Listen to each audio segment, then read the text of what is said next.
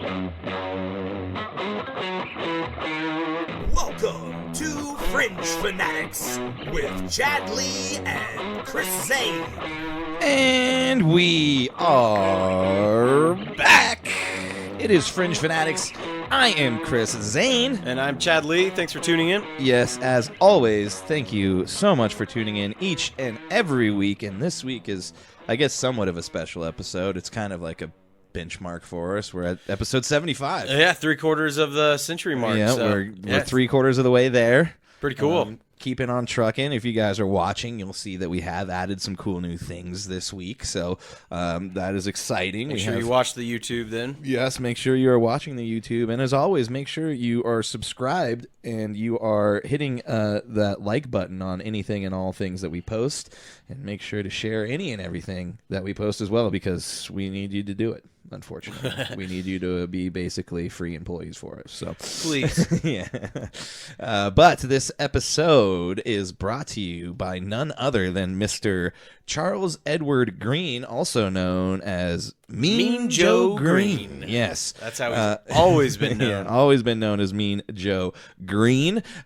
He was a defensive tackle who played for the Pittsburgh Steelers from 1969 to 1981. A recipient of 2 NFL Defensive Player of the Year awards, 5 first-team All-Pro selections, and 10 Pro Bowl appearances. Green is widely considered to be one of the greatest defensive linemen to play in the NFL, aside from another guy who we will be talking about in a little bit. Yeah, that's why I thought it was kind of ironic, though. You know, it happened to be him for 75, and Aaron Donald, who we'll get to in a minute, just retired. And it's crazy. It's like before there was Aaron Donald, there was Mean Joe Green. I mean, dude, the Steel Curtain, he was the centerpiece of that. He really was. And then let's not all forget about the prolific Coca-Cola commercial. Yeah.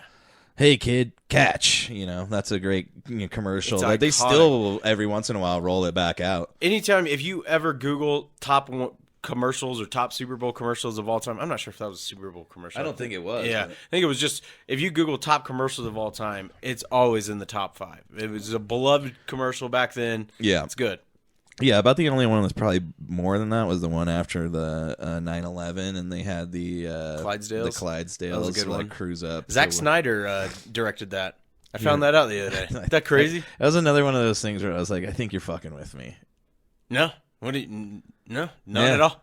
That's crazy. That's how he kind of got into filmmaking, was doing commercials and shit. And he mentioned how he did that one. I think they only played that one. I think they only ran it that one time, and then it hasn't been on air. Yeah, you didn't really see it. It wasn't like a reoccurring one. But dude, Mean Joe Green got that nickname for a reason. He was a badass football player from Temple, Texas. He attended North Texas State University, now University of North Texas, who is in the tournament actually. Yeah, I think maybe they got beat out. But anyway, there's a lot of teams. Yep. I mean, he turned that Steelers defense into basically a dynasty. I mean, they were pretty much the first dynasty after the merger. Yeah, the 4-time Super Bowl champions, 9, 10, 13, and 14. Also one of the few teams to win back-to-back. So, yeah, I mean, you look at just the honors list he's on after the fact. 1970s All-Decade, NFL 75th Anniversary All-Time Team, NFL 100th Anniversary All-Time Team, Pittsburgh Steelers All-Time Team. Jeez. He's basically on all of the all-time teams. So I mean, he is, like you said, widely considered, one of the best defensive players of all time. yeah. Yep. So big ups to him. Is he still alive? He's still alive. Oh, cool. 46. Nice. Oh, yeah. He's only a couple that's years older than my how parents. old you were saying he was. He's I was like, 46. What? Yeah. That math doesn't add up. He was only 46 years old, guys. He started playing when he was 3. Yeah. No, so yeah, he's in his 70s. So good for him. He's still cruising along. And let's do a little shot to him. Chad's got a cool little shot glass over there now. His little mug. J-Hog mugs. I get all my shot glasses from Dave, I think. The Long Branch Saloon. Yep, that one was from Mom. Cheers to Mean Joe Green. Cheers to Mean Joe Green, Cheers indeed. to each and every one of you, and cheers to you, sir. Cheers. Oh, the first one's always rough. Yeah, I didn't chill that one at all either. I feel the burn. See, that's where me and Chad differ. If you want to do like a ELE, we could do it on why he prefers chilled whiskey. To me, preferring room temperature. As you can drink alcohol like a fish. That would settle that ELE fast. Yeah, that's probably true. Goes down quicker. Oh, yeah. Whew. Damn. All right. Well, Chris. Yes. Tell me about your last weekend. It was a long weekend, which was nice, but was pretty busy. Saturday, we got a bunch of stuff cleaned up to take pictures of for the estate sale stuff. So that took quite a bit of time because you got to clean it, and then we had to set up the curtains, which we brought over here. We need to hang those up, but we got a bunch of that stuff, pictures taken of that, like Sunday morning. I ended up coming over here Sunday afternoon to work on some stuff. Yeah. Got a good chunk of things done. You'll see some of it here in a little bit. But other than that, dude, you went and saw Dune. We watched the original Dune, which I must say... Doesn't quite hold up, does it? It does not at all. I was blown away. I remember watching it like way back in the day. Like it was probably on like TNT or some shit. I was just about to say, yeah, we were talking about how they used to play it on TNT like at least once a month. Yeah. And I remember back then being like, oh, this movie looks pretty crazy. But we watched it again, and it is a wild... It's weird, man. It's the best definition of a fever dream, because I heard like after the fact, I guess there was like a whole bunch of like... issues with David Lynch pulled out of it before because there was a lot of like development things that fell through towards producing like post production, and so he didn't even believe in the movie. He didn't even want to put his name on it. So I can see why. He technically directed it, but David Lynch didn't direct it. Yeah, it was really nuts, and it's crazy. After that, there was a couple different iterations of it where there was like a Children of Dune. All I ever think of when I say that is like Children of Corn. Yeah, stuff like what made ones to come out. But then there was like an animated one that like fell through. Yeah, and so nobody's really ever done it right, but the source material, Frank Herbert's book, is considered widely as like one of the most expansive and detail-oriented sci-fi universes in the whole library and catalog of sci-fi. Yeah. I mean, it's iconic. Yeah, we did a little bit of research. Apparently, it might have been a little bit of a homophobe, but that doesn't really matter. Oh, Frank Herbert was? Yeah. Like, I guess there's, like, if you read the books, there's, like, a lot of crazy stuff in there. But, dude, that movie was just... It was wild. Like you said, obviously, David Lynch pulled out, and it just seems like there was a lot more that was filmed, and then they just bastardized it on the cutting room floor. Oh, man. Because it's just like jumping around, and like you don't know who anybody is. Yeah, you don't, man. The only dude you know is Paul Atreides. I think that's how you say it. Atreides. That was close. Yeah. Not bad. He's the only one you know, and the majority of the time, it's him like acting, like walking through and like acting, but then there's like a whisper inner monologue happening. So he's like, I must find her. Oh, that's weird. I don't remember that. And then and that dude, that is like that's 75% of the dialogue in the movie. And at one point, like I just started laughing, and Meryl's like, so I'm not like I'm not like crazy. This is like a wild movie. I was like, dude, this is insane. I was like, I don't even know what's going on. I wish you guys would have told me that. I would have been like, just scrap it. Don't watch that one. She was like, I want to start with the first one. I was like, that's fair. I didn't remember it being as wild. No, as it's it nuts, is. man. Yeah. Dude, and so I've been trying to show her even the X-Men franchise, and it sucks because when I was like, the first one came out in 99, dude. Yeah. Or 01. I always get that. Which is crazy. That's so long ago. It's crazy. It makes me feel fucking old, dude. Yeah, I just turned we're 36. Yeah. But that's just it. It's like I've been wanting to show her this franchise for a long time, and then I actually show it to her. I'm like, oh yeah, this is really dated and kind of lame. Kind of sucks, doesn't it? And she's just like, I'm not really into these. And I'm like, it gets better. I hope. I don't really know. But that's why, like, when it came to Dune, same way. Like, it came out in 2021, the most previous one, and I loved it. I've seen it 3 times since then, and when I wanted to go see the second one, I figured, okay, she's not into it. I'll just wait till it comes out on streaming. But then when I heard the raving reviews, how everybody was just loving in theaters and how the theater experience itself was a lot, I was like, all right, I just got to get her through this first one, and then it'll be fine. Yeah. So Friday night I showed it to her, and yeah, I'm really glad I didn't show her the old one. I knew that wouldn't work out. Dude, it's wild because it feels like like the first movie you explained to me, the new series or the new rendition. Yeah. It's like all story building, which is fine. There's a lot going on. You need a lot of story building. Yeah. I can deal with that. It's deep. In the first one, it's like 85% story building, and then all of a sudden this shit happens, and you're just like, oh, it's over. Yeah. And you're just like, oh. It's okay. crazy. It's like just kind of cuts off. But yeah. So you guys haven't watched the 2021 yet? No, okay, we got to do that. We'll probably do that this weekend. Sweet. Yeah, you'll love it. I mean, Blade Runner 2049, Arrival. Did you watch any other Denis movies? Yeah, I watched that one. Those are all really good. So I mean, he just Denis has. Villeneuve? I know, it's really fun saying his name. You sound like a Frenchman. Like I need to be holding wine. So I kept saying Denis Villeneuve for the longest time, and then I watched this YouTuber break down one of the dunes, and he said it, and I was like, oh wow, that's fancy. Denis Villeneuve. Apparently, I'm not very cultured. Yeah, I guess not. Fucking Kansas. So yeah, that's been my weekend in a nutshell. That's cool. Well, thanks for. If there's anything else going on? Coming over and letting the dogs out too, man. Glad yeah. They weren't a handful.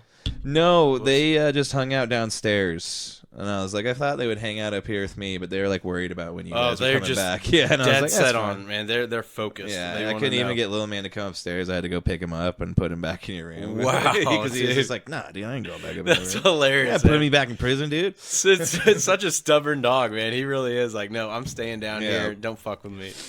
Yeah, but cool. Your weekend, it was your birthday. Happy birthday to you. The 36th birthday. Nothing too special. Mr. Chadley. I was waiting on that text. Do you realize you didn't send that to me the first time in like 5 years? It's been, yeah. I wanted to wait till the podcast to actually like say that my feelings are hurt, man. Yeah. I feel like we're growing apart. I didn't do that for a lot of people this year, I've realized so far. I've done it for a few people, but you were one of the ones I stuck with. I would always leave Chad a voice note message like of me singing happy birthday to him like Marilyn Monroe. I felt like JFK, man. Yeah. Yeah. Well, I hope you do it next year, okay? I'll give you this year start off, back right? up. Yeah. Maybe I'll get you a halfway one, like at the halfway point. I want it in person, man. Okay. That's way better. All right. I've never done it in person. But anyways, it was your birthday on Sunday. Yeah, it was a good weekend. What did you do? Yeah. Tell us. Like I said, it was just a little insignificant 36, but the old lady definitely makes me feel pretty special. She, Friday night, we chilled. We watched the first Dune, so I got to show her that. We had a good time. And then Saturday, we went to this Mexican restaurant that if anybody needs to try it, it's El Jardín. El Jardín. I know I've told you about it. It's fucking amazing, man. Where's it at again? It's on Feds? Right on Highway 2. No. It's right over here off Commerce City. So, I mean, it's about a 20-minute. That's not too bad. Yeah, not bad. So, it's really easy. It's right off Highway 2. Amazing. I never have margaritas, but they have a margarita that I can get no sugar. And, dude, it lifts me. Right after one, they make them strong there, and it's fucking delicious. Yeah, that's good. So that was a good time. Yep. Then Sunday, we went to go see Dune, and that was mind blowing, man. Because we went to go to the Harkins Theater over there by Bass Pro. I wanted to go in there to get shotgun shells afterwards. I guess we were crunched for time. I'll have to do that some other time. Every time I go by Bass Pro, I'm like, I want to go in there. She never does, but I want to. She doesn't realize it's like, so badass, dude. There's a lot of stuff to love look going at. to. If you don't, all the mounted animals and everything. You know, that's where we went for Art Institute. Did you ever have to go there for that? Oh, to go draw like fucking life drawing. Yeah, it was the life drawing class. We went there. I think I did. Yeah, I did do that. Good story, real quick. I went and I want to say, I can't believe my memory. It was Mrs. Bacchus was her name. She was this real cool teacher. She was like, she actually had a gallery down on Santa Fe that I went to one time. But she was like a really good artist, and she was the life drawing teacher. Yeah. One time we had to go for a field trip. We go to Bass Pros, and I'm drawing the grizzly. I'm drawing this or that. I'm just fucking bored. It's a night class. So I'm like, I want to do Those shit at night. Those night classes were rough. I was old. You know, we're going to school with fucking 18, 19-year-olds, and I'm 22 at the time, I think. There was some older people in our classes, too, sometimes. Oh, yeah. You get the occasional. There definitely was, because it was a private school. Midlife crisis. So, yeah, there are a lot of those. This school's no longer around because of predatory loan practices. So. Yeah, so that says a lot. That's how we got in. Yeah. But so I get bored and I go to the bar and I start drinking. And I'm drawing the aquarium still. I'm like, there's a bar in there? Yeah, there's a sick ass bar with this aquarium behind the bar. Well, I know the aquarium's there, but I didn't realize there was a bar. It was cool. And so Mrs. Bacchus finds me and she comes. She's like, "What are you doing?" I'm like, "I'm doing what I'm supposed to. I'm drawing. I've got a beer there and I'm drawing the fish in the background." You can't be drinking in class. You're like, "I'm not in class." Exactly. I'm in Bass Pro Shops. You can't do anything now. And she just laughs and just fucking lets me be. It was cool. It was cool. Yeah, that is cool. But yeah, so anyway, we Bass Pro's there, but Dune, dude, it wasn't. Harkins doesn't have an IMAX. What they have is like a Cine XL. Oh, yeah. It's pretty much the IMAX. And dude, it's just like when I went and watched Oppenheimer. I thought at any point Hannah might turn to me and be like, "This is too loud." Dude, it's really loud. That is one thing. I might actually, now that you say it, next time I go to the movie theater, I have like those shit I wear for like when I go to concerts, or like just like cut the decibels by like 20. Oh, wow.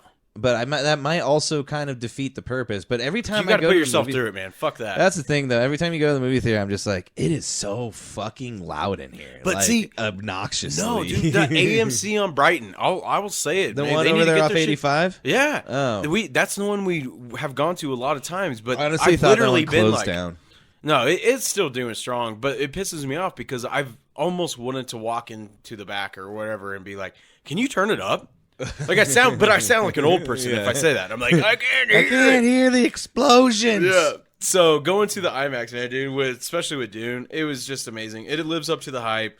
No more around it. But then I had Monday off. That was cool. So we went to Smoke Barbecue there in the Rhino District, man. Just my luck, I went there for an Instagram reel, pretty much, where they showed this fucking epic burrito that I showed you, I think. Oh, yeah. That was the burrito that I was trying to get with tater tots and queso and brisket. And it's a secret menu thing that they only do from Tuesday to Saturday. Yeah. Dude, those barbecue places are weird because they're like, we tried to, there's one, Wayne's Barbecue. It's like over in Louisville or like Superior. Andrew says it's like one of the best barbecue spots. They're literally only open Friday and Saturday till they're sold out. Oh, wow. And they make a killing. That's pretty You badass. literally work 2 days of fucking That's week. like Hannah's brother, dude. Hannah's brother basically does like a food truck kind of thing on Sundays, sometimes Saturdays, and caters. And he sells out like that, and that's it. Yeah. It's almost more expensive to have a storefront. Then you have to deal with like overhead insurance and all that shit. Yeah, no, fuck all that. Dude, it's the fucking burrito guy, Smalley. I've seen the wad of cash that he pulls out. I'm just like, Jesus Christ. He does it on purpose, dude. He flaunts that shit. Oh, yeah. He's it's like, cool. Him and JC are tight, man. Yeah. I saw JC look into his van, like trying to fix it yesterday. I was like, dude, he's going to get hooked up with a mad amount of burritos. Yeah, for sure. But they are really fucking good burritos. Man. Yeah. But, I was like, damn, dude, that might be the way to do it. My mom makes some weird things like green chili pizza. Whoa. You probably, you haven't had it. I'll have to bring it over next time she makes it. Please do, man. It's pretty bomb. My mom has pretty good green chili, but like there's like a few weird things she makes that I was always like, it'd be cool to like just sell this shit on like a food truck. Oh, man, it'd be so easy. But it's so hard to get a food truck nowadays. Dude. It's, man. You have to go through so much shit to get like just like even red tape? Yeah, like I didn't know that. I guess like there's like waiting lists for permits. Because I like in Denver and shit, like I guess it's like a cutthroat ass business, dude. Damn, that's fucked up, man. It should be easy. One of my favorite movies is The Chef with Jon Favreau. Yeah, a super famous chef says fuck it and starts a food truck with his son and John Leguizamo. John Leguizamo. I don't know. John it's a badass movie, but yeah, it's just I haven't seen that movie, but dude, you haven't? No. Oh man, I've heard it's good. Rec Center, write that shit right now, man. Right. Dude, it's so good. But dude, you've seen cops shut down fucking lemonade stands, but little kids selling lemonade because they don't have a permit. It's wild. Like, that's why the place to do it is around here. When we walk the dogs, I see like 4 or 5 food trucks around here. Like that's parked in driveways that they do on other times and stuff. Yeah. Well, and the thing is too, like, and those food trucks, like Merrill was like trying to find one for the Magic Makers Market. They want down payment to show up. Like they're like, it's like $1,000 for us to show up, and it's like, but you're gonna be selling food. They're like, but if we don't, we got to get paid, which I guess it makes sense. Yeah. But at the same time, if it's slow, you can just pack up and leave. It's not like, but... Damn, that is a real interesting business. There should be documentaries done on food trucking. I had no idea there was. There was that old show where it was like Bobby Flay or somebody. Oh, one of them does. Well, Brennan Schaub does. I mean, it's not really like about food trucks, but he does the food truck kind of podcast that he was doing. Oh, yeah. I just watched a video of him flipping his truck the other day. Dude, I did too. That was funny, man. He's like, holy shit. That was great, man. Also, one other thing before we move on, we're also kind of bullshitting because we have free time today a little bit. Go ahead and finish what you said, and I want to keep touching on smoke because I want them to repost this. Oh yeah, we'll cut this too. But there's a crazy video of that guy that got all drunk and like crawled into the tank at Bass Pro Shop. Oh naked, yeah, yep. And then he fell out of it and smacked his face on the ground from like 12 feet because that's a big ass tank. It's like it's huge, super man. tall. Yeah. And he got in it, and then like the cops showed up and he tried to crawl out, and then he fell all the way down and smacked his face on the ground. I remember hearing about this, and then I think he came back and did it again or something. Oh, well, yeah, good for him. We'll have to look into this, but yeah, it was nuts because I remember hearing this story, and then later the podcast that I heard it from were like, damn, they let him back in. Like it was just a fucking. You nutty think you'd thing. be on a watch list after that? Like blacklisted, man. But before I forget, smoke barbecue. You won't even believe it. Happens to be Kansas City proud, Kansas City owned. A guy from Kansas City. We look up. She shows me behind the bar. Don't go there, people. Dude, you're ruining it. He's saying it from Smoke. He's a Broncos fan. I'm biased. It's all right. They're used to it. It was kind of funny because what she noticed was all the Chiefs like pint glasses that were up on the bar, and they were all turned so that you couldn't see the logo unless you really looked. And it's like I told her, I said, I wonder if that's because people were getting pissed off after the Super Bowl. Like, what's going on? I'm tired of seeing this shit. Yeah, turn it around. Right. Come on, you're in Denver here. But dude, so we feasted, man. We seriously feasted. It was great. You guys were all working shorthanded there at Monday. I kind of felt bad, but at the same time, I was feeling bad. I didn't really care. I had just take a day, dude. Who cares? A brisket Bloody Mary. 2 huge-ass chunks of brisket come with different tomatoes and then amazing Bloody Mary mix. Their Bloody Mary mix was fabulous. And, yeah, that's what I started with. Then went to Tecate. We had ribs, the seasoned fries, and then the corn, the cream corn, is almost like an elotes type corn. Oh, dude, I love elotes. Dude, it's one of my favorites. You got to go to Smoke downtown, and they have a couple of locations. One's in Foco, and then another one in Rhino. But that burrito, I am coming back for it on a Saturday or maybe some other time. I got to get it. All right, well, Smoke, we're coming for you. Shouting you out. I might go check out the Fort Collins one. It's probably just as close. It's going probably to Denver, closer. Honestly. Yeah, we love Fort Collins, man. So we plan on going back to Fort Collins soon. Well, Smoke. Check it out. Check it out. Go eat some good old KC barbecue. That's my rec center. That and the movie Chef. That and the movie All Chef. Right, Chris. Okay. Let's get into some sports ball. Oh wait. It's empty. Fucking fish. Sports ball. Let's go sports ball. B-dubs, you too. We're ready. All right. You know what it's time for. It is time for headlines. Headlines. Get your headlines here. That's right. It's time for headlines. And you just saw some of my little handiwork right there. Headlines popped up and it looked like lightning. It was cool. Yeah, that's badass, man. Pretty cool. But anyways, it's time for headlines. Like we mentioned, this is probably going to be a little bit shorter episode, although usually whenever we say that... I was about to say that, dude. That's like me cursing us for having just the same amount of time in an episode as we usually do. So, but we were going to have somebody on, but things happened, and it is what it is.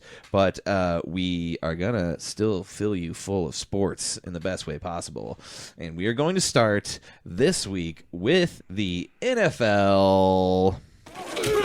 Personal foul, 69, offense. He was giving them the business. That's right, and we're giving you the business of the NFL.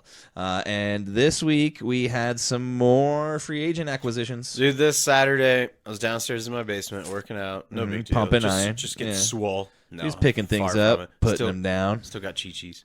I heard you talking about your chi-chis earlier. It sucked, dude. Yeah, man. It's like my fucking heritage, dude. I can't get around it. It's okay. But Chi-Chi's. I'm trying. Chi-Chi's for life. Anyway, while that's happening, news comes out that Justin Fields goes to the Steelers, and we had to text immediately. I had to hit you up because who does it involve? Your ex-girlfriend, Mr. Unlimited himself, Russell Wilson. Oh, Jesus, I almost. It's funny because I texted Chad the other day and I said Rustin Fieldson, and he did not get it, and then. I thought it was super clever. Silly. Because I combined both their names, and I was like, it actually sounds like a name. It's a stretch, kind of. okay? It's not a stretch. But anyways, yes, Justin Fields joins Russell Wilson in Pittsburgh, and now the Pittsburgh Steelers quarterback room is costing them $2.5 million, or I think under that. Yeah. To have Russell Wilson and Justin Fields. A former Super Bowl winning quarterback and a former first overall pick. No, Fields was second? Yeah, I want to say second. I think that's what it was. But they pretty much went to a garage sale for their quarterbacks. That's what happened. Well, and did you hear the news that came out today? Per Adam Schefter.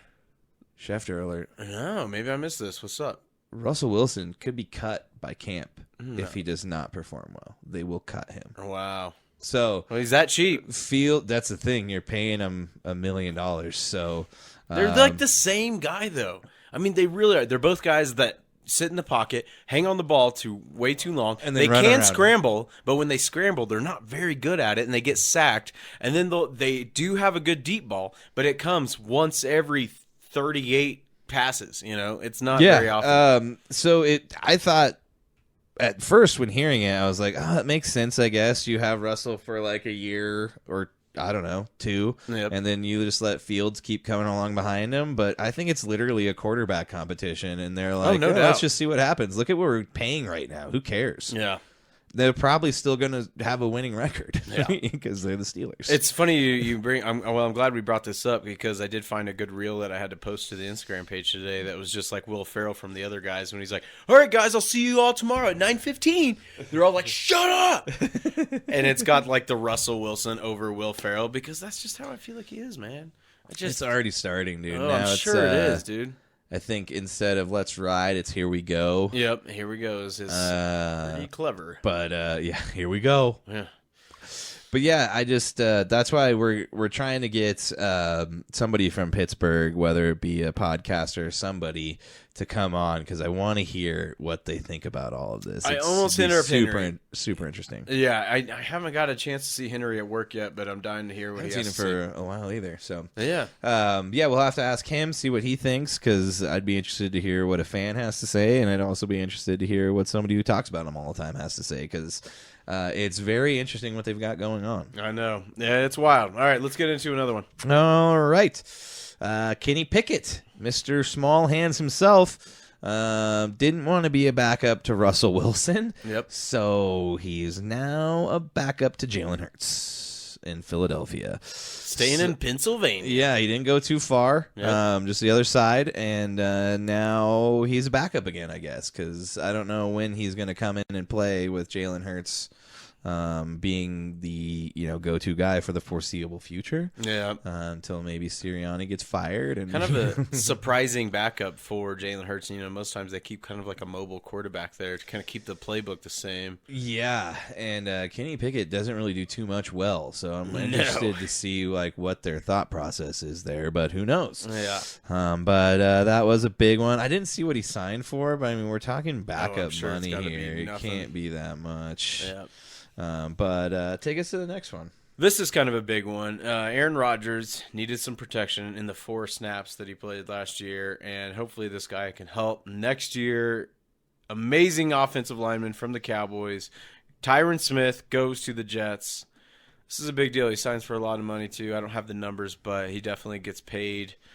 But, the Jets needed this protection. Yeah, I mean, obviously, Aaron Rodgers didn't make it 4 snaps, and it was because someone broke free and sacked him. So, seems like it's a high priority.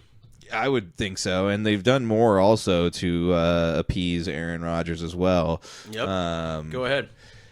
I mean, let's start with the first one. Mike Williams, former Los Angeles Chargers wide receiver, often hurt.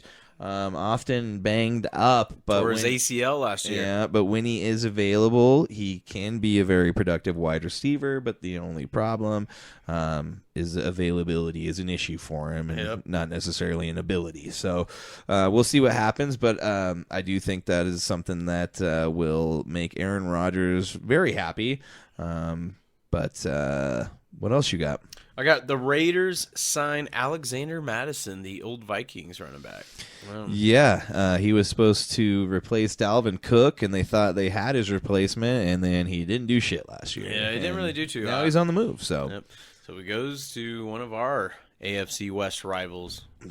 Bastards. Yeah. Speaking of the AFC, we had a little jump of ship from one AFC contender to another as KC's safety Mike Edwards joins the Buffalo Bills. Thank you, Mike. Yeah. Thank you for everything. Yeah. Thank Sucks you. that you had to go to the fucking Bills, though. Yeah.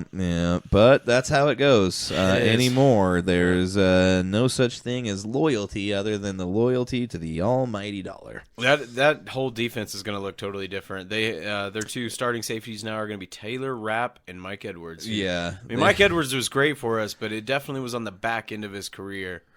So... yeah, we'll see if he how can help them out as they have basically blown up their back end of the defense now and going a different direction than they did last year, trying to hopefully stop some people from scoring a bunch of points on them. So. Yeah. Well, speaking of scoring and not allowing it, should we get into arguably one of the best defensive players to ever play? Yes, Mr. Aaron Donald. Like we mentioned earlier. Retires. 10 years.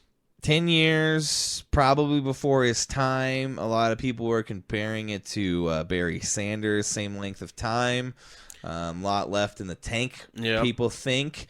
But he hangs it up, wins a Super Bowl, and will go down, I think probably, and not just me, but as the most dominant interior defensive lineman to ever play the game. I think it could really be argued because it's tough. If you take out eras, like we mentioned earlier with Mean Joe Green, if you just compare the 10 years that Aaron Donald played, I think it was 2012 or 13. What year was it that he 14 to 23, that's right. Basically. Yep. So 2014 on, he was no doubt the best defensive lineman. And it sucked because we had Chris Jones I think Chris Jones got drafted like the next year. And so there was no way around it. Chris Jones was always second. Yeah. Always second.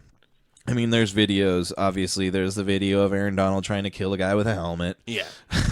I mean, but when I don't hold that against him, though, when you really. saw Aaron Donald with his shirt off, it didn't look real. The guy, it's like he was chiseled. And Myles Garrett, but Myles Garrett looks like Adonis, but Aaron Donald is just like a powder keg of muscle. It's so weird looking how he's shaped. Yeah, it's so weird too because most times with defensive linemen you think big fat guy. Vince Wilfork, yeah, 390 pounds. Vita Vea, a guy that's just like a sumo over wrestler. 300 pounds. But they kind of changed that up, and to me, I'm really glad that there was a guy like Aaron Donald because I think it motivated a guy like Chris Jones to change up his physique because over the last 2 years, Chris Jones has shed a lot of weight. He looks a lot more toned, and he's been a lot better. He's a lot faster. And that's kind of sometimes what it takes is instead of overpowering guys, sometimes it's that swim move or being quick and just fast. But talking about overpowering, there is multiple videos you can watch of Aaron Donald being chipped by 3 to 4 guys in a single play. Double teamed on probably 90% of his plays. And as an interior defensive lineman, this is his sack totals for every year since he came into the league. 9, 11, 8, 11, 20 and a half, 12 and a half, 13 and a half, 12 and a half, 5 and 8 in his final year. He finishes his career with 337 solo tackles, 111 sacks, 24 forced fumbles, no interceptions, but it's hard to get those interceptions when you're one of the big nasties in the middle there. But like we said, most dominant interior defensive lineman. We had Joe Green on the beginning of the show.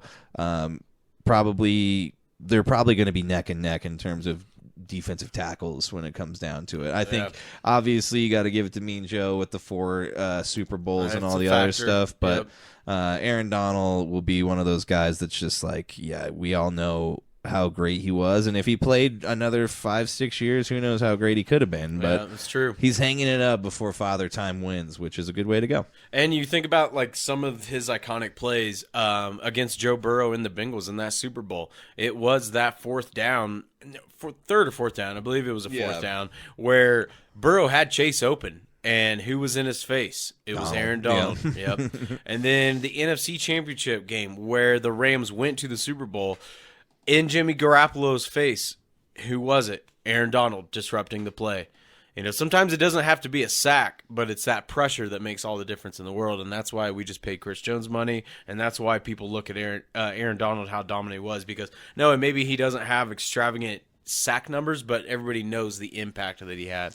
Well, and you got to think, if he didn't have 3 to 4 guys on him all the time, how many more sacks would he have? Everybody That's else what they literally had to do to be like, we can't let him wreck the game. Did you listen to the New Heights podcast? It was really interesting because I guess the Eagles were the only team to never give up a sack for him, and Jason Kelsey was so humble about it. He was like, that doesn't mean shit. All that means is we double teamed him. That was literally the game plan going into the game.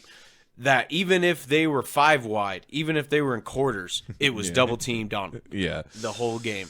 Which is nuts. And it's just one of those guys of freak of nature, and will go down as one of the best to do it. So big ups to him, and I'm sure he will go somewhere and do really good things. He'll probably have a podcast like everybody else. Oh, I don't know about this guy. He kind of seems a little more quiet. Yeah. But yeah, we'll see what happens. I don't know. Yeah, I don't really see him doing like the, JJ Watt going on the, doing the. No, he just seems quiet. Shit. I mean, that's why a guy like him retires early. He got what he needed. He talked about it 2 years ago, and so I think he got what he needed, and he's out. It was a question as to whether or not he's going to come back this year or last year. I never watched it. Did you watch that Barry documentary?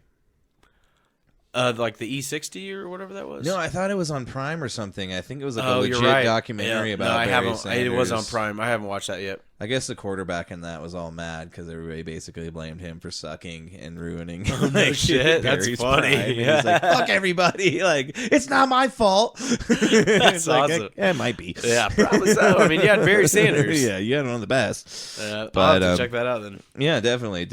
I need to check it out as well. So, that's going to do it for the... Oh, no. One more thing. What's up?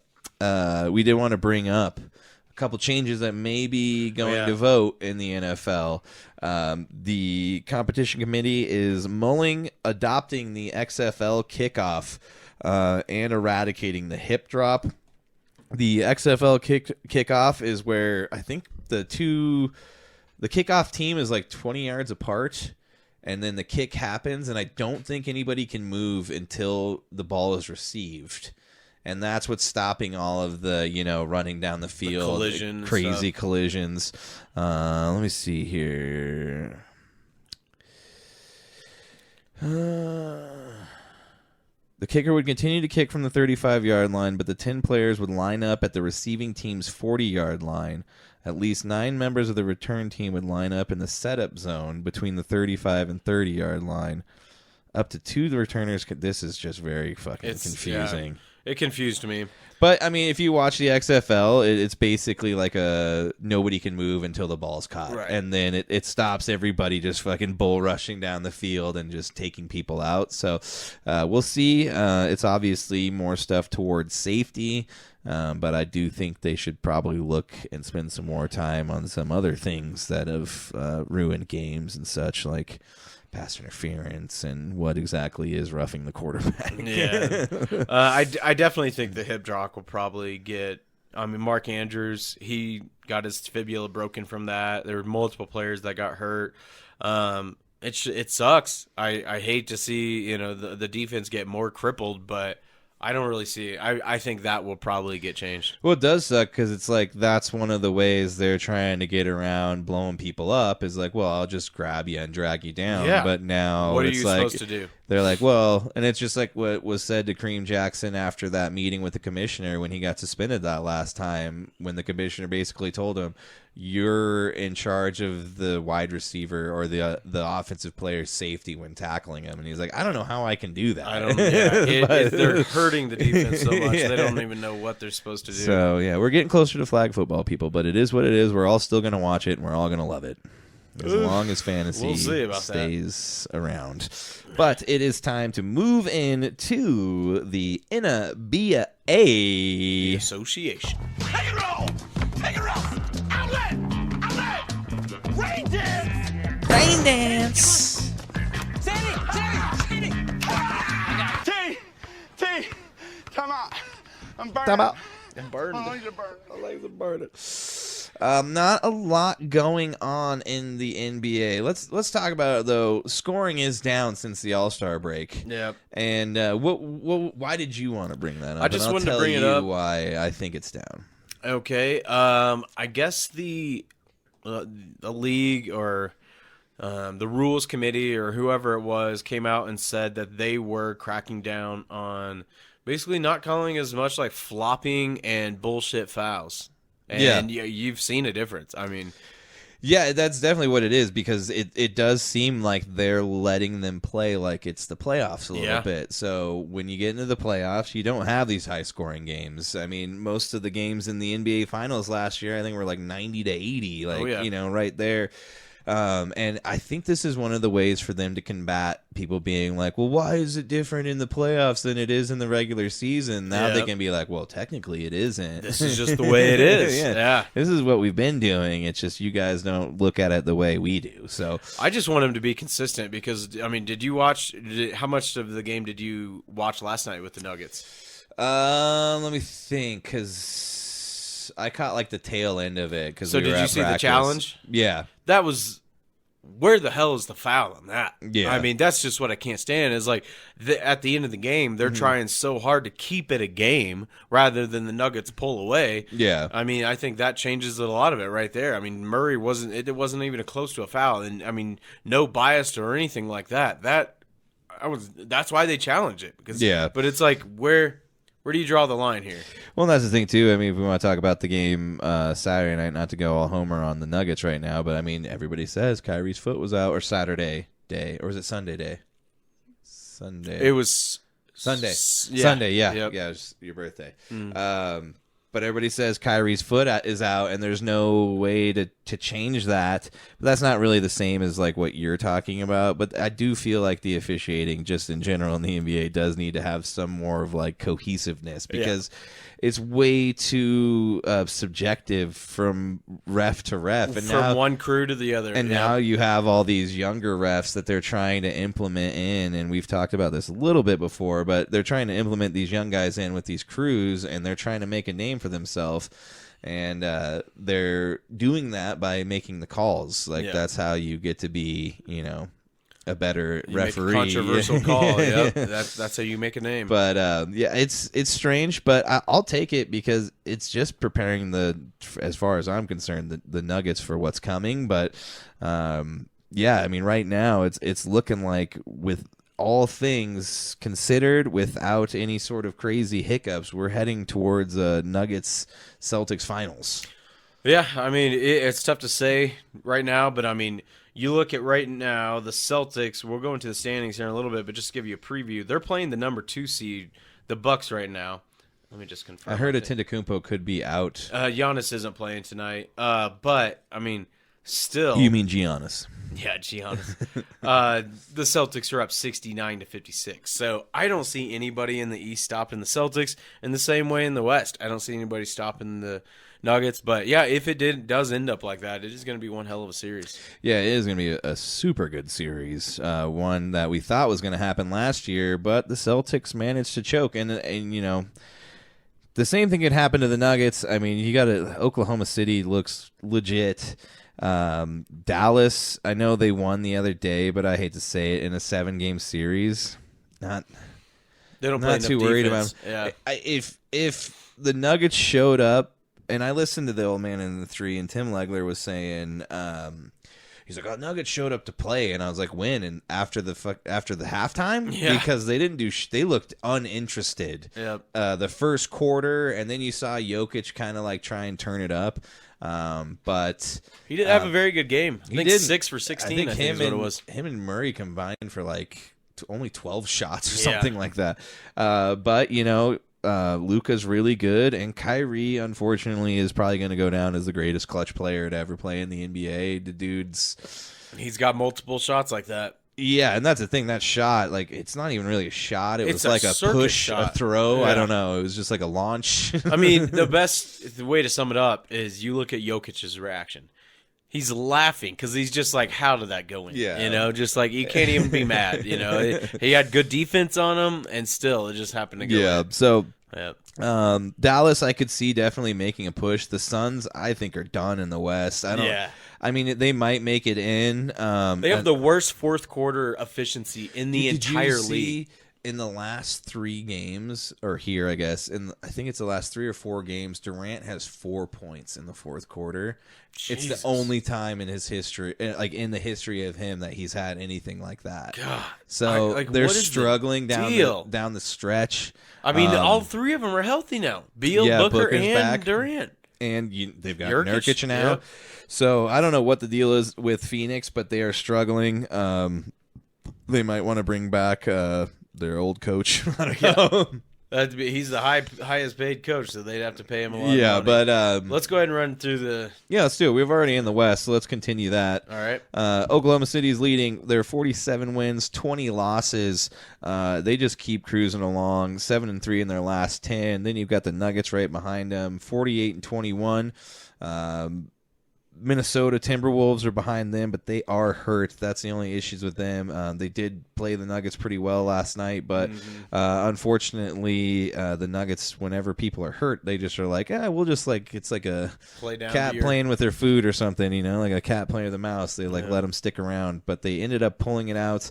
The Clippers are in a little bit of a downslide. They are not playing basketball well right now. They're sitting at 42-25, and 5-5 in their last 10 games. Same with the Timberwolves. I didn't mention with the Timberwolves too, 47-22. They're 1 game behind the Nuggets, but they got to get healthy. And with Cat, who knows what's going on with that. The Pelicans, though, they are a scary team. This is the team to watch out for. Zion lifted off last night. Yeah, 8-2 in their last 10, but they are playing sneaky good basketball at the best time heading down the stretch. I do think they are probably going to leapfrog the Clippers here in the next couple days, and there's a possibility they could catch the Timberwolves.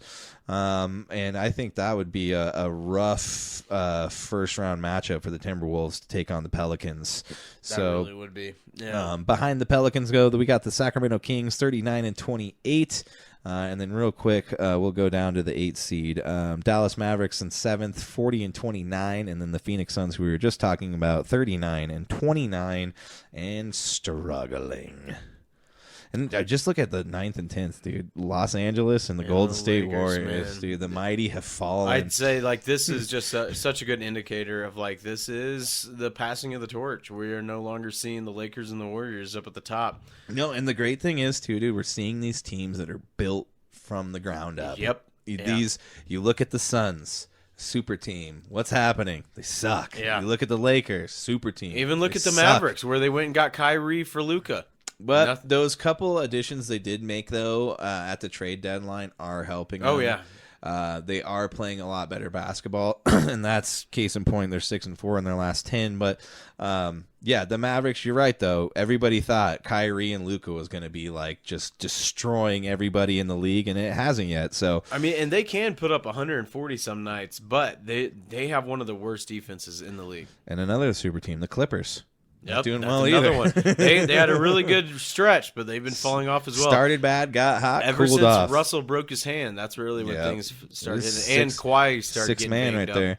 Take us to the East, Chad. All right, we got, like we talked about, the Boston Celtics, best team in the NBA, 54-14, 10 games up on second place. Milwaukee Bucks, who they're playing tonight, like we said, got a big lead on them already. Giannis is out. And then third seed, Cleveland Cavaliers, 43-25, 11 games back. They're 5-5 in their last 10. Then the New York Knicks, who I definitely have a chance to get that 4 seed, 41-27, 13 games back, 6-4 in their last 10. And then this is the team that nobody really expected. Paolo Banchero. Yep. And then the Magic. Jalen Williams. I know there's another guy that's on the Magic that I can't think of that's playing good right now. But the Orlando Magic, 41-28, 13.5 games back, 8-2 in their last 10 games. And then the Sixers, who just keep falling at 38-30. They desperately need Embiid back, 16 games back from first, 5-5 in their last 10. And then, we'll go down to the 8 Pacers, 38-31, 5-5 in their last 10. They are beating up on the Pistons right now by 20 points. That's no surprise. And then the Miami Heat, who are winning right now as well, 37-31, 4-6 in their last 10 games. Yeah, and the Heat's that type of team, too, where, again, just like last year, all they got to do is be there. They just got to get in the playoffs. They're sneaky. It's talk about a cat playing with their food. They don't really yeah, care they about like seeding. to. No, yeah, there's regular season Jimmy, and then there's playoff Himmy. Yep. So there's emo Jimmy. And there's emo Jimmy, which I saw that he was in Fallout Boy. Yeah. Yep. He's doing it all. Not your typical basketball player. No, real quick, though, throwing it back to Orlando, one of the guys on that team who I totally forgot about, Anthony Black, had a little bit of jersey viral swap. moment with Mr. Grady Dick. Yeah. And it was totally planned. You could see them planning it out. You even see Anthony Black go and grab his camera guy to come over and be like, yo, check this out. And then they switched sides. Yep. And we had our first not safe for work jersey swap with Grady Dick and Anthony Black, and I will let your imaginations run wild with what they could have come up with. I think it was with pretty those two hilarious. names. But Yep. we shared it to our stories. Go check. Well, it's probably gone now. It's the only bummer part about stories is they go away. It's pretty funny, though. Yeah, it was super funny. I liked it. So there's a lot of different players Grady Dick can do that with, and it's going to end up kind of viral. And James Harden and Grady Dick. Any of the Moore brothers. Oh, yeah. White, Derek White. Yeah. Yep, there's a good handful of them. There's going to be some pretty funny jersey swaps coming with Grady Dick. One KU former basketball player. Stupid one and done. That's all they are now. Yeah. Well, we just ran through the standings, so let us move to something else. Oh, no. Did you want to talk about the Wolves employer, or should we just skip it? I think we could just skip it. All right, let's skip it. To the NHL. Yeah, we're cruising along anyways. NHL, no real big news in the NHL, but we're going to cruise down the standings as we are cruising towards the playoffs, much like in the NBA. I will run down the Eastern Conference. The Boston Bruins continue their onslaught of just winning a lot of games. 70 games played, 41 wins, 14 losses, but 15 overtime losses. That's nuts, dude. The next closest team in the Eastern Conference is 12, and that's the Montreal Canadiens. But they got a grand total of 97 points. They are 7-2-1 in their last 10 games. Behind them are the Florida Panthers, and the Panthers just played the Tampa Bay Lightning the other day, and I believe the Panthers won. But they're sitting at 45 wins, 19 losses, 94 points total. Behind them are the Maple Leafs, with 38 wins, 20 losses, and 85 points. Moving to the Metropolitan, we've got the New York Rangers with 45 wins, 20 losses, 94 points total. Behind them is going to be the Carolina Hurricanes, sitting at 69 games played, 43 wins, 20 losses, and 92 points total. And then right behind them are the Flyers with 35 wins, 26 losses, and 78 points total. Do you want to go to the Western Conference, or should I just keep rattling them off, Chad? The Winnipeg Jets lead it off in the Central Division, 44 wins, 19 losses, 93 points. Then tied with them with the points are the Avalanche, 44 wins, 20 losses, and then also 93 points. Then we'll go down to the Pacific Division We got the Vancouver Canucks at 43 wins, 18 losses, and then 94 points. And then who the Avs just beat last night, or no, a couple nights ago. No, it was last night. Yeah. Oh, the Oilers? Yeah, I keep getting my days mixed up. Edmonton Oilers at 41 wins, 21 losses, and 86 points. So, yeah, that's going to – I wish we had more to talk about hockey. We're going to get more deeper into it soon. I keep saying that as the season's closing out. The playoffs are getting close. Once the playoffs happen, we will be diving deep into the playoff matchups for a show war. But I want to see – was it – because the Avs played last night. Oh, it was the Blues last night. Oh, that's who it was. Sunday – was it Saturday they played the Oilers? Oh, yeah, it was Saturday. Yep. Final and overtime. And the Avs, too, I think, are one of the few teams, possibly the only team, to have 3 games in a single season in which they were down 3 goals and came back and won. Wow. And that was one of them. Yeah. And a lot of people say that is one of the better hockey games they've watched in a while. You are watching 2 of the best in the league go against each other, aside from Nikita Kucherov on the Lightning. But McDavid and McKinnon, it's just fun to watch. Oh, yeah. It's basically like a highlight reel of hockey at all times on the ice when they're on there. So and Mikko Rantanen had a hat that was trick last night. Yeah, yep. last night, his first hat trick, I believe. But the Avalanche have made some good moves, and they're cruising along. There's a possibility they could win the Western Conference and possibly have home ice advantage, which would be great for them. It'd be awesome. We might be talking about, no jinxing, but a double parade here in Colorado. Well, not just that, but it's real likely we're going to have a double MVP here with McKinnon and Jokic. That's almost guaranteed. guaranteed. Yeah, pretty amazing. I wonder if you can bet on that. Is there a prop bet somewhere we can get a double MVP in Colorado? I'm sure it is, but it's probably a minus 150 right now. Yeah, the odds aren't very good, that's for sure. So real quick, we are going to go to the F1, so give us 1 second while they rip around the track.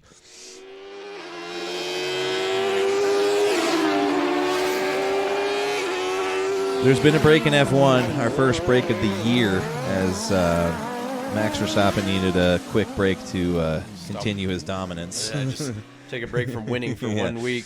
And they are going to be heading into the Rolex Australian Grand Prix, which happens this weekend on the 23rd at 10 p.m. There is a dang old time change. So it is a night race, a Saturday race. So if you're hanging out on Saturday with nothing to do at 10 p.m., kick it on over to ESPN and watch some F1 racing, because like I always say, watching the races is super fun.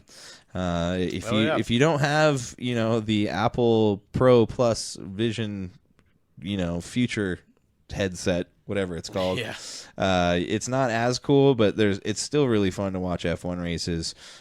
So go check it out. Saturday, 10 p.m. Oh, should we get into the MLB real quick and then get out of here on this side of those things? I'm down. All right. Well, unfortunately, I don't have an MLB little bumper thing made yet, but I'll do that shortly. Juvenile delinquent in the That'll be this week. Major League debut. Gonna light your ass up, meat. We're gonna have one more camera view of just me and Chad both together. Just a bit possibly outside. an animated overlay on stuff. So we'll slowly be adding. But the MLB season snuck up on us. Yeah. Me and Chad, I think, both found out today that the season was in theory kicking off, but it does not actually kick off for everybody else until March 28th, I believe, is most teams' opening day. But the MLB World Tour Seoul Series in South Korea kicked off today, and the Los Angeles Dodgers, a.k.a. the Golden Boys, the team that should win it all, and if they don't, they should not be allowed to compete anymore because they have insane lineup on this team. They beat The San Diego Padres 5-2, and Shohei Ohtani started off his Dodgers career getting his first couple hits as well as a single to help them beat the Padres in Seoul, Korea. So if you were up at 4 a.m. this morning, you had a chance to tune into that. Yeah. If you weren't, you missed it. But if you just run down, have you checked out not the Padres, the Dodgers roster? Yeah. It's nuts, man. You got Freddie Freeman on there. Yeah, it's Ohtani. insane. Yeah, Ohtani, Mookie Betts. Freddie Freeman, Max Muncy, let's see. You got Clayton Kershaw, Jason Benson. Hayward, Shohei Ohtani. Yeah, it's insane. It's a murderer's row for batting. And then, you look at their pitching, too, and it's just like, dude, it's not even fair. The Rockies and the Dodgers should not even be in the same league, let alone the same division. Well, that's why it's going to be really interesting, because if they can't win, Ohtani left the Angels to possibly pursue, not even possibly, to definitely pursue a World Series. And if they can't get there. Got to team up with his buddy Yamamoto, the pitcher, who isn't one of the names I just forgot. If they don't even make it to the World Series, I'd consider the season a fail. At this point, if you don't make it to the World Series every year, it's a fail. Yeah, yep.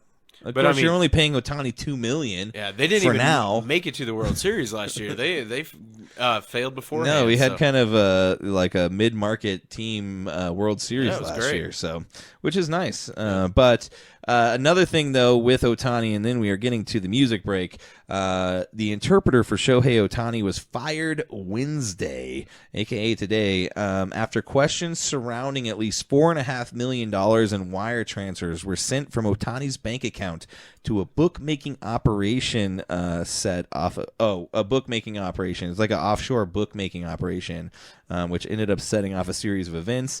I believe his name is Ippei Mizuhara. The longtime friend and interpreter for Ohtani incurred the gambling debts to a Southern California bookmaking operation that is under federal investigation.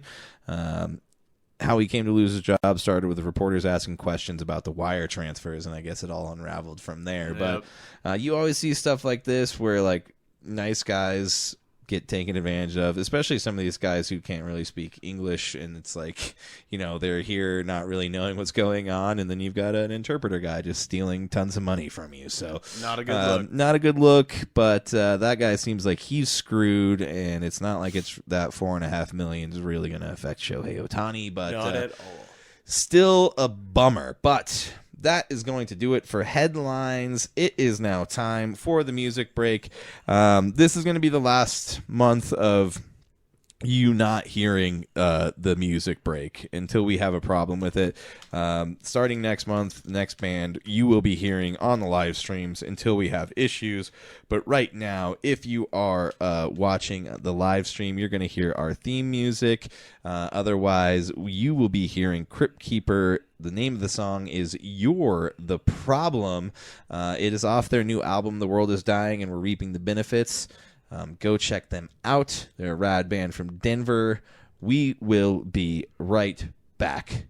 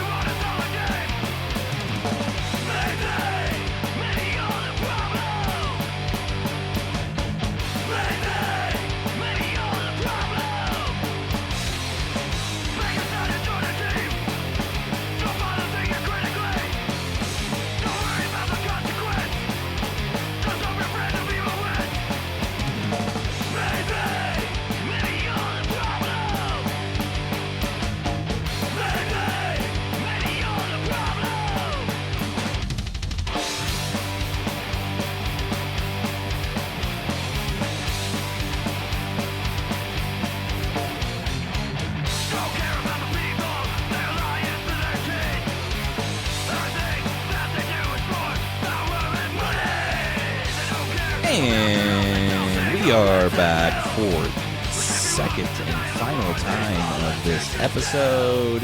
You guys just heard Crypt Keeper if you were listening after the fact.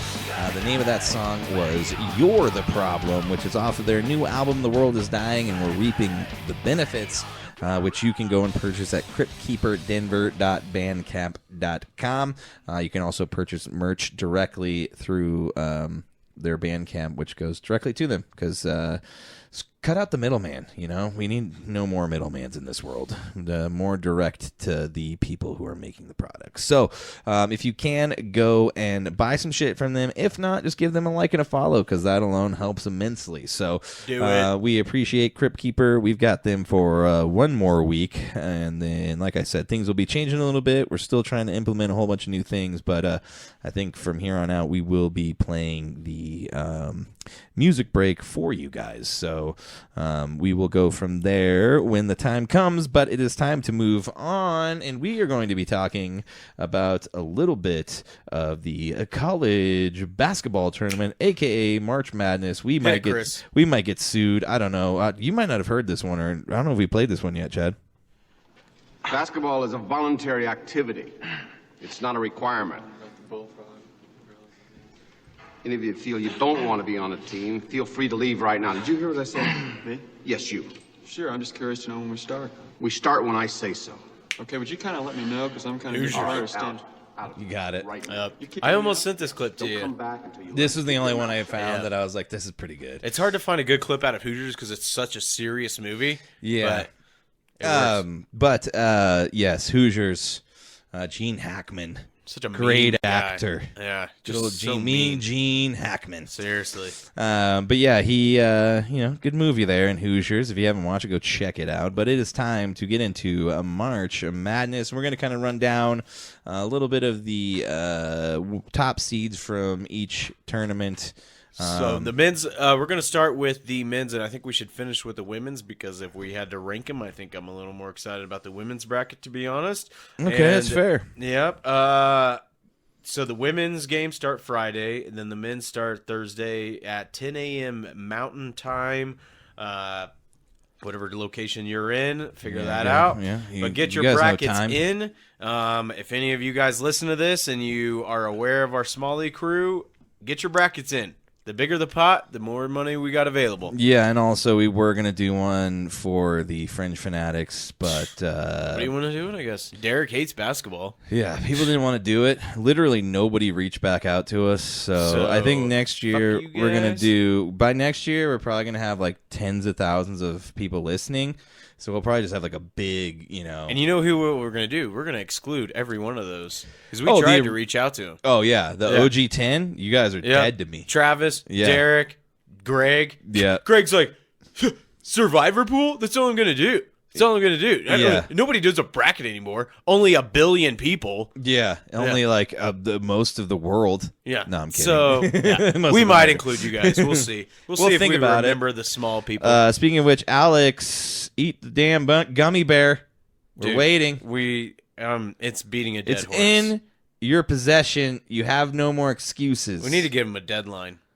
Let's do this. Alex, I'm going to send you this link, and hopefully you listen to this part of the show. You get about an hour and 10 minutes into it, and you hear me say, you will not be accepted into next year's fantasy football league unless you do the punishment.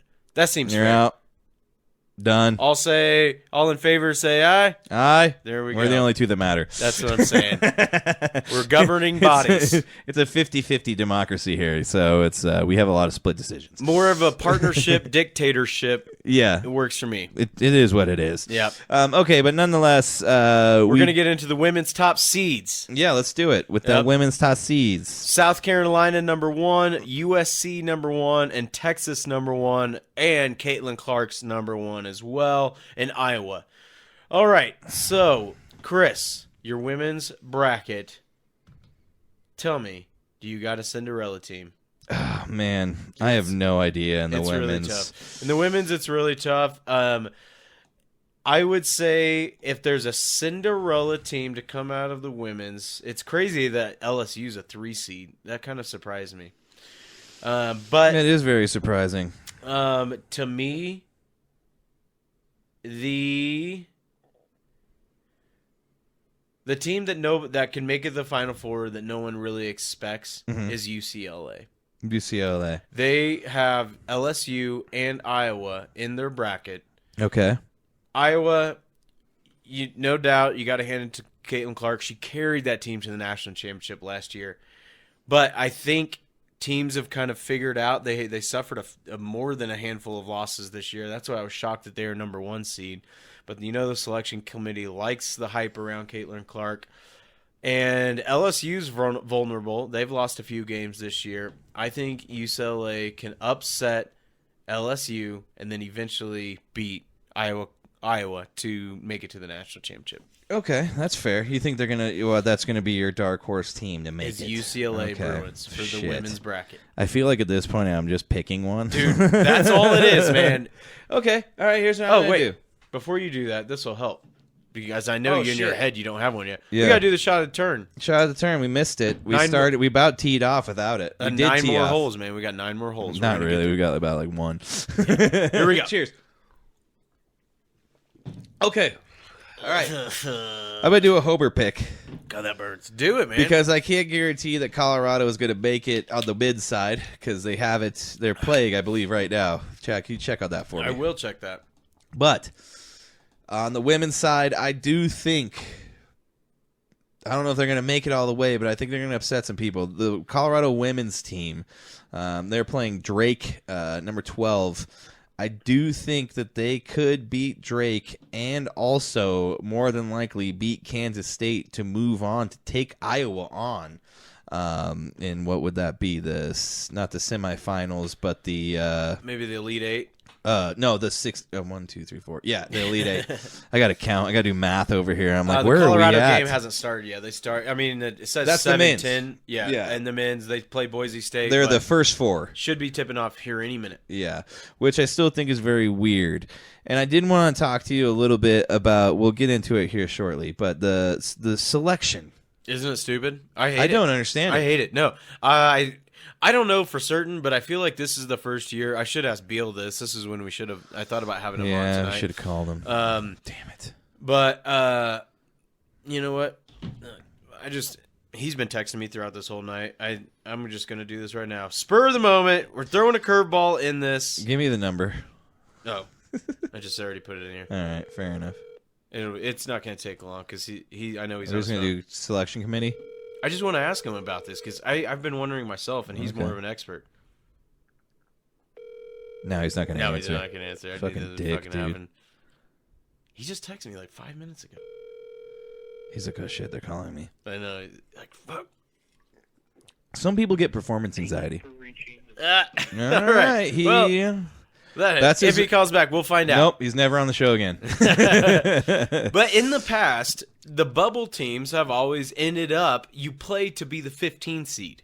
Yeah. Now you're playing to be the 10 seed. To me, I don't know. I don't get it. Yeah, so you get jump in over people? What the hell is that all about? What about those 15 seeds? I don't know. I mean, I don't understand it. I don't like it at all. Well, and then there was like the controversy with your KU team where they not fully divulging. I can't remember the guy's name, the one who they just ruled out, their best player. Yeah, McCullough. Yeah. There was people saying that they were kind of fibbing about whether, because he did get ruled out today for the rest of the year. They shut him down. Yeah. That was there was controversy, I guess, as to whether or not they already knew that and didn't say anything in hopes to get a better seeding. Oh, wow. From the selection committee. Oh, wow. I could see that. And there's a lot of people saying that that's a real thing. And then for Bill Self to come out today and basically kind of, I felt like he threw McCullough under the bus a little bit, but I would like to get your thoughts to be honest, if he did do that, I don't blame him. You know, because what they did, it's not against the rules. Yeah. He did try to play. They did try to practice, and his practice was dog shit. So after the practice, they ruled him out. I mean, really, everything they did was by the book. I just meant, like, what did you feel about what Bill Self said? Because to me, I didn't see his statement. No. He just made it sound like it was all McCullough's decision. Like, he was like, he says he can't go. He says his knee pain's too bad to play through. Yeah. Like, he put it all on him. Like, none of it was the medical staff. Like, it was almost like Jamal when he came back from his ACL. Yeah. I get that. And they wanted him to play, and he's like, I can't fucking play. Well, I think that's the right thing to do. That's, to me, whether that's true or not, that's the right thing for the coach to say. Yeah. Because if he comes out there and says, no, I wanted to keep him out, well, then it's going to come out as the coach is hindering him from a possible championship run in NCAA. Or if he goes, then he could be criticized the other way by not keeping him out, by being a potential high draft pick, because he's probably going in the first round. I would definitely imagine it. He's a damn good player, but yeah, I feel like they did everything by the book. This is going to be a tough year. That's why I was hoping to get Beal on the phone, another diehard Jayhawk fan, because this is the first year in a long time I have not been very excited about March Madness because you guys don't have a chance. We are going to probably lose to Samford. Not Stanford even. Yeah. Samford. And a lot of people, unfortunately, are calling for KU to get beat by Samford. Yeah, it sucks. It is what it is. But, hey, guess what? My Chiefs won the Super Bowl. The Nuggets are going to get the #1 seed, possibly win it all, and the Avs are doing really well. So, hey, life's good. You got to accept your losses where they are, you know? You're such a dick. Yeah. Sacrifices, man. Oh, man. All right, well, so you never did we took your shot. We took the shot. So Colorado. Yeah. Colorado. Women's Colorado to at least make it to the Elite Eight. I don't think they're going to make it all the way, but I do think they're going to be that like type of Cinderella team where like nobody thought they'd be this far. That'd be cool. So we'll see. Moving to the men's side of things, let's run down the top seeds. In the East, we got UConn sitting at 31-3. Moving down to the West, North Carolina 27-7. Moving over to the South, we've got Houston, who have never won an NCAA Final Four championship, sitting at 30-4, and then the Purdue Boilermakers 29-4 in the Midwest. Who is your dark horse team this year, or your Cinderella team, Chad? Okay, well, you know what I didn't really mention? Texas. Did I say Texas in the women's? That's who I expect to make it to the national championship. I can't remember. I don't think I mentioned That's who you it. thought, who's going to win? That's who's okay, I said my Cinderella team. I didn't know we were with doing UCLA. a pick. I fucked it up. Oh, okay. But Texas, they're not so much a Cinderella, because if they're a #1 seed, that's not a Cinderella team. Yeah. But everybody's talking about USC. Everybody's talking about UConn. Not so much UConn women's. They're a 3 seed. But Iowa and South Carolina. I think South Carolina wins it all. You heard it here first. That team is dominant. They're shooting like 8% higher They're from 3-point. undefeated, aren't they? They are undefeated. They're shooting, I think it's more like 6% higher field goal percentage from 3 than they were last year. Yeah. That's quite a bit of improvement. Their defense is far better. And when it comes to Iowa, you shut down Caitlin Clark, the rest of the team crumbles. But Texas has wins over UConn back in December. They have wins over K-State, who is #2 in the country back in February. I think Texas plays South Carolina in the final. I think that's the way the bracket turned out. I can't quite remember if they meet in the Final Four or not, but I do think Texas surprises everybody, and then South Carolina wins it all.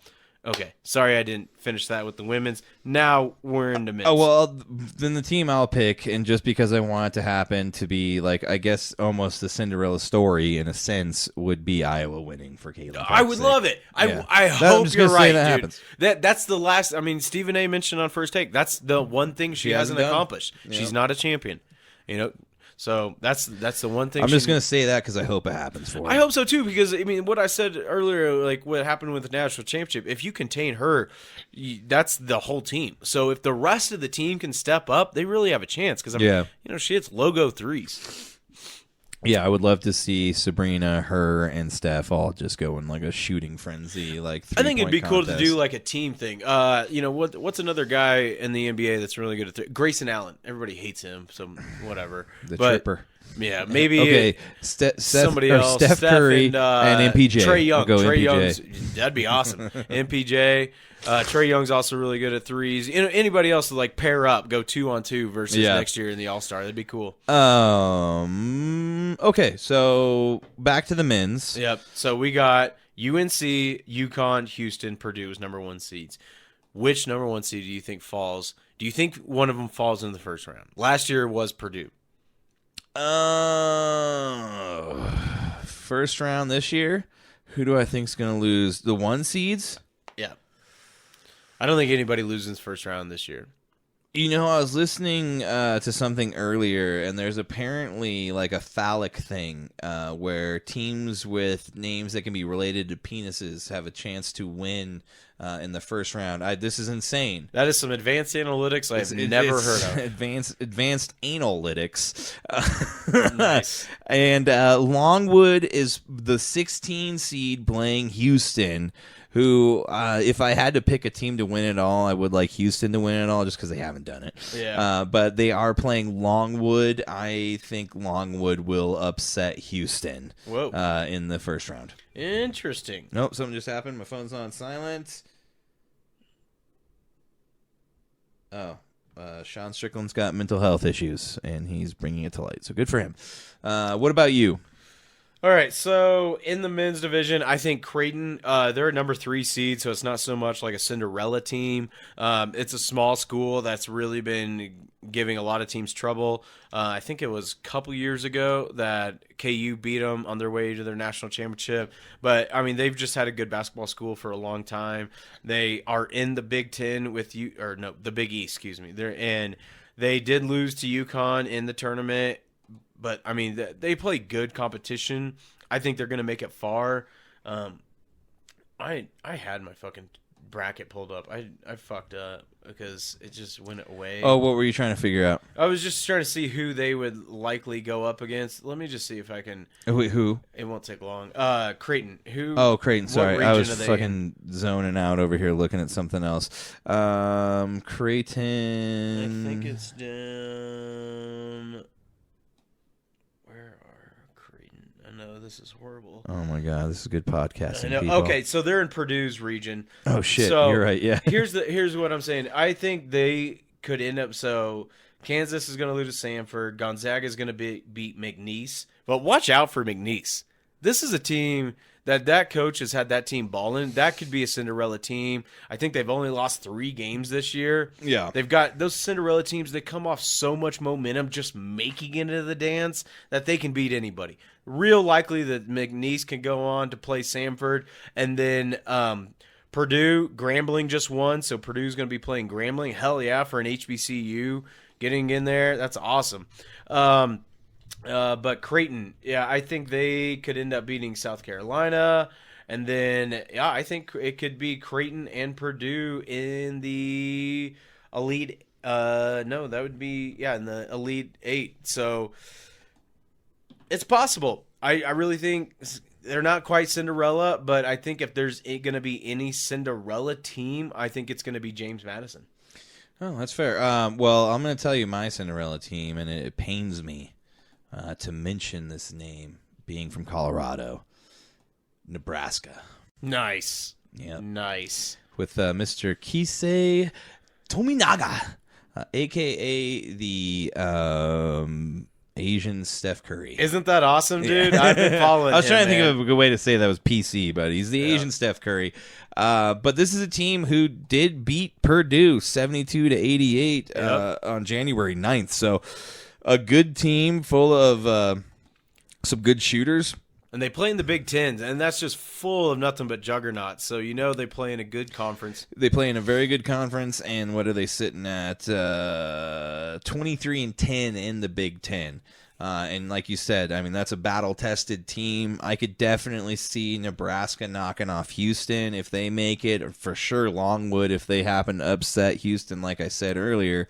But going up against Texas A&M, I do think Nebraska could be that team to make it all the way, maybe past the Elite Eight. We'll see. Yeah, could be. I mean, I will say Jay Billis likes Texas A&M a lot. It will be a tough test. Those 8 and 9 games are so hard to pick. It's basically a coin flip. Texas A&M playing in the SEC conference. They also play a lot of good competition. So it's real tough to see there. I kind of have Texas A&M picked in that. And in some of my brackets, I actually have Texas A&M beating Houston. In the Big 12 championship, the Houston lost was it NC State? I think it was NC State. Or not NC State. Iowa State. Yeah, by I can't 20. Remember. Shit. I think it was more than 20. They got their ass beat. Oh, well, let's talk about some getting their ass beat real quick, and then we're going to move into the DDOE and get out of here. But What happened to Virginia last night? Oh, man. 14 points at half. They went through, I heard, 52 minutes of real time without making a shot. Yeah. Missed 19 shots in a row at one point. I think that should be the slap in the face to the selection committee for putting them on the bubble to possibly make it in instead of a team like Indiana State with the white Kareem Abdul-Jabbar or whatever his name is, but he's fucking awesome with the goggles and shit. I forget what that guy's name is, but he's cool as that shit. team's great. They should have been in there. There were 3 teams in the Big East that got left out, and then you're going to put 3 teams in the Mountain West? What is the selection committee doing? And I hate to say it, I'm glad CU made it, but they tied 6th in the Mountain West. Makes no sense. It doesn't make any sense. And now they're a 10 seed? Yeah. You say CSU? Yeah, because CSU is in the Mountain West. I thought Colorado. Colorado also barely made it in, but they didn't do much to help their case. Also, they're being widely criticized. UConn, number 1 team in the whole fucking bracket. All right, you're going to put San Diego State, who won their conference in there. Auburn, who won the SEC in that region. And then also Illinois, who won the Big Ten. All in that number. That should be the easiest region. That's why you get the number 1 overall seed. But I even left it out. Iowa State, who won the Big 12 championship. 3 conference champions in one region to go up against UConn. But, I mean, that's the region. What are you going to do? Well, you arrange it differently. I just don't like the way they put that in there. I think it's a clear motive to make them lose. That I might be dumb, but for a long time I've been saying Duchesne wrong. Are you talking about against BYU? Yeah. Dude, I don't know how to say that word. It's Duchesne. Are you serious? Yeah. Duchesne? How do you get a sh out of a I Q? thought it was Duquesne, That's what and I I had thought. no fucking idea until someone today I was listening and they said Duchesne, and I was like, who are they talking about? That's and then crazy. they even mentioned that everybody fucks it up. And I was like, are they talking about Duquesne? Damn. Dude, years I've been filling out these brackets. That's probably a Duquesne. French word. I bet it's a French word. Duchesne. How does a Q make a ch? Dude, it's fucking language, man. Dude. Tower of Babel. It's tough to tell. I don't know. Yep. All right, well, that's going to wrap up. Give it to me for real quick. Who do you think wins it all? Who do I think wins it all? Men's. Back. I already said South Carolina for women's. I think UConn's probably going to win it all, man. I think so too, man. I think we do see the first back-to-back champion since I think it was Florida like 20 years ago. Good old UConn. The Huskies. Yeah, they got a good team. They're actually The better Rusky than last Huskies. year. They're better than last year's team, which is scary. Good on them. Yep. I'm proud of them. Well, we're both picking UConn. Let's hope it's KU. Let's see a miracle. Yeah. Or Colorado. Or We'll see about CSU. that. Who knows? Right? That'd be cool. Let's move on to the DDOE. It's that time for the man of the hour every hour when it comes to Fringe Fanatics. That is Mr. John Daly, and he is about to hit it hard, man. I hit it hard, man. So far, man. No laying up, no holding back. Ain't afraid of nothing. It's a natural fact. I hit it long, man. Till it's gone, man. Keep taking chances. Living large. I hit it hard. That's right. Every episode of Fringe Fanatics, we hit it hard and out of the park. We grip it, we rip it, we tip it, and we sip it. And it is now time to honor a man who, my God. this is Dude's he didn't save everybody, unfortunately, but he saved all the people, but one thing perished, and that was the family dog, unfortunately. Oh, damn. I thought he tried to save his He did. dog. That's what he went back in to do. Damn. Sorry to get you with the bummer story. Yeah, I guess I there. forgot about that. I thought he tried to save it, but He did. So Mark Coleman, a former... Hold on, man. You took last week's. Oh, dude. Let me sway on this one Okay. if you don't mind. All right, I'm gonna sorry. Steal the ball back in No, my no. court. All I right. forget. No, I you're just good. go, dude. Yeah. While visiting his childhood home, former UFC heavyweight and Hall of Famer Mark Coleman woke up to his beloved dog Hammer at 4 a.m. as the house was being consumed with fire. Fucking terrifying. Like a nightmare. Swapping his metaphorical championship belt for a cape, Coleman managed to run through the burning house and save his elderly parents before succumbing to smoke inhalation. Yep, rushed to the hospital. He battled for his life until he was able to breathe on his own again 3 days later. Yesterday, I saw a picture of him back in the gym training. Yeah, Unbelievable. which is nuts. Yeah. He basically said, his eyes are still a little messed up. His lungs are still having issues, but he survives. After, like I said, he rushed back in. He got his parents out, but then he went back in to get the family dog, and that was when he passed out inside of the burning home. And I think they actually had to go retrieve him. Yeah, it's fucking scary, man. Yeah, it's insane. But the guy's airlifted to a nearby hospital after his heroics. He was sedated and intubated, and a GoFundMe was launched to assist with his medical bills. And for 2 days, he was in a hospital bed battling for his life. Bless you, child. While doctors worked to clear his lungs. I guess I didn't realize that, though. You probably inhale a bunch of nasty shit in your lungs, like carbon. Oh, dude, they say most times when there's house fires, people don't die from the flames. Yeah, you pass out from all the nasty shit, burning plastics and shit. I think it was last Thursday was when he became alert and was speaking in the hospital again. But dude, this is just nuts, man. It's such a. I mean, when we heard about this, there's nobody else that we could do for DDOE because saved his parents. Tried to save his dog, unfortunately. That is a really sad story. But quoting Coleman, he said, I had to make a decision, saying from the hospital bed, it was already horrible. I couldn't breathe. I'm the happiest man in the world. I swear to God, I'm so lucky. I can't believe my parents are alive.